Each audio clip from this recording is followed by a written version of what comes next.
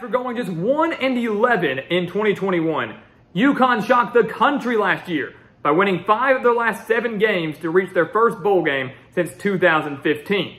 Jim Mora did a phenomenal job in his first year with UConn, taking this once-dead program back to the postseason, and now has that same once-dead program in a position to maybe reach consecutive bowl games for the first time since 2009 and 2010.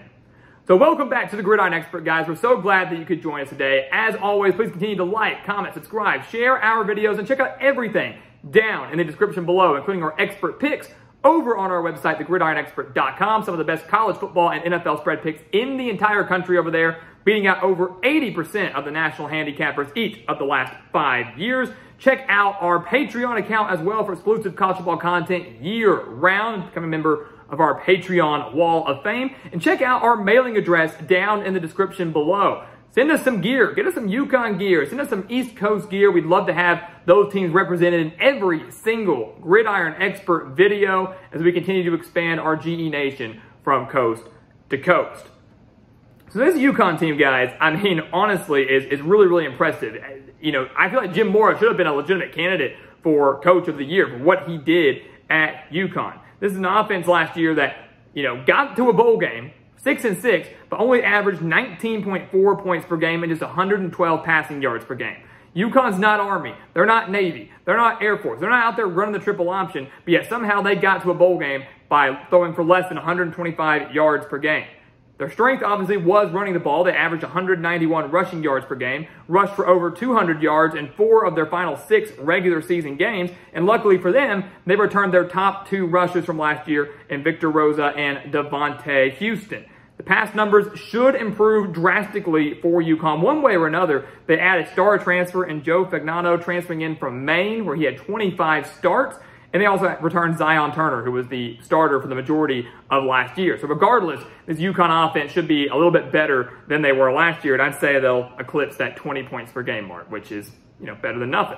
Defensively, very underrated. 26.2 points per game, 8 starters back for the Huskies defense, including 3 of their top 4 tacklers, led by their star linebacker in Jackson Mitchell, who led the way last year with 140 tackles.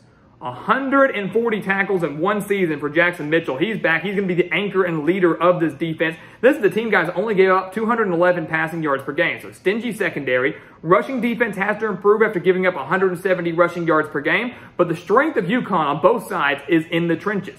They're strong up front on the offensive line. They're strong up front on the defensive line. You win games in the trenches. Your run game improves the trenches. You stop the run in the trenches. UConn has that advantage over the majority of the opponents they'll see this season. Take a look at UConn's schedule. Obviously a handful of tough games in there, especially later on in the year. But I'll tell you right now, I think they get off to a rough start. You know, you look at the Power 5 teams. They play NC State. They play Duke. They play Boston College, Tennessee. So some very difficult games in there. They're going to have to win. Their winnable games are going to be at home against some of the mid-majors.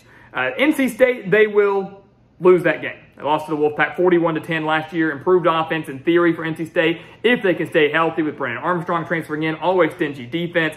They get to host them. That's cool, but they're not going to be able to beat the Wolfpack. They then go on the road to Georgia State. You know, I love what Georgia State's doing. I love Sean Elliott. I know what he's doing there in Atlanta. He's trying to build something with his Panthers team, and has honestly done a pretty good job. More times than not, has Georgia State in a bowl game, or at least in bowl contention. Last year was a bit of an exception. But they returned their star quarterback in Darren Granger. This is an offense that averaged 30 points per game, 214 rushing yards per game, and that concerns me a little bit for UConn. Going on the road to face off against this Georgia State team that's just going to run it down your throat. If UConn's rushing defense hasn't improved as drastically as it needs to, they're going to lose to the Panthers. And I believe that's exactly what happens. Georgia State has a big day on the ground, and just like that, UConn goes to 0-2.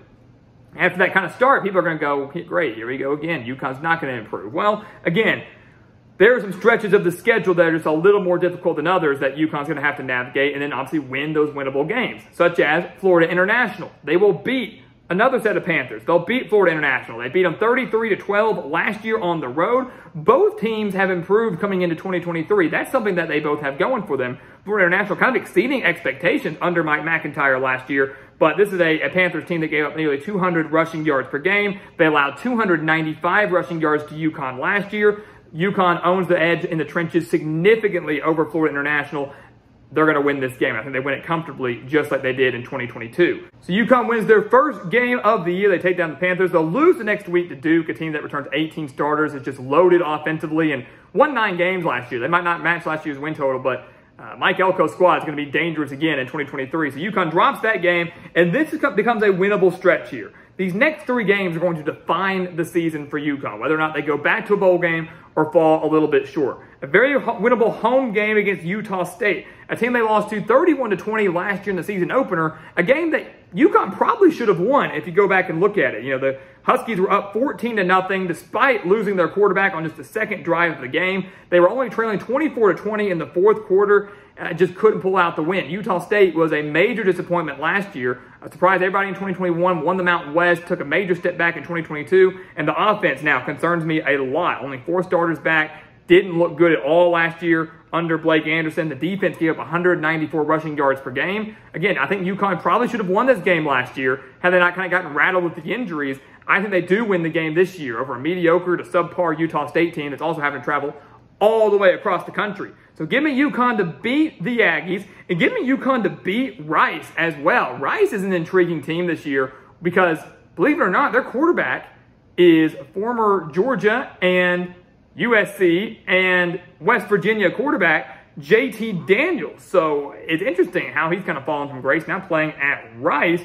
But I have a lot of faith in UConn's secondary here. Rice is clearly going to be a pretty pass-heavy team. A lot of starters coming back at their wide receiver position. JT Daniels is a huge quarterback upgrade. So it's a battle between their passing attack and UConn's secondary. A UConn secondary that was much better than people realized last year. I'm going to give Utah's defense the edge here.